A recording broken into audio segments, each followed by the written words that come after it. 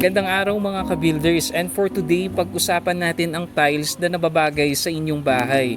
Narito ako sa TG Home Builders at ating tignan ang iba't ibang uri at disenyo ng kanilang tiles. Tara! Unahin natin ang ceramic tiles. Ang ceramic tiles ay isang uri ng tiles na gawa sa inorganic materials tulad ng clay, feldspar, limestone, silica sand, and color pigments. Mag-ingat lang sa pag-i-install ng ceramic tiles dahil madali itong mabasag compared sa porcelain tiles na pag-uusapan natin mamaya.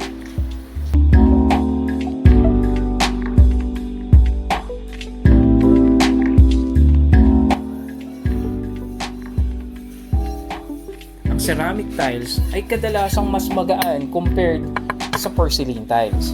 At kadalasan color brown ang likod nito. Bukod sa swak sa budget, maraming design ang pwede natin pagpilian rito. Tulad nito, ito, at iba pa. Dumako naman tayo sa porcelain tile. Ang porcelain tiles ay gawa sa mas mainit na temperatura, nagiging resulta ng pagiging durable at mas denser nito.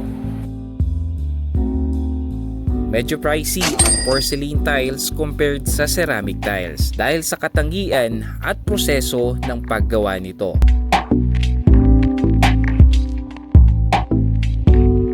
Ceramic tiles ang kadalasan ginagamit indoor and porcelain tiles naman ang karaniwang ginagamit outdoor. Ang kadalasang ginagamit pang flooring sa kitchen, bathroom, balcony at terrace ay matte o rough tiles sa kadahilan ng mas makapit at hindi ito madulas.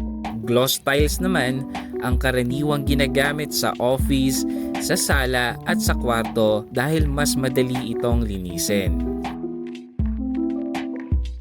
So mga ka-builders, aling tiles ba ang nababagay sa inyo? Porcelain ba o ceramic? Please comment down and please do visit our branches here at Baguio, La Trinidad and Urdaneta. Ako po si Nick, maraming salamat sa panonood.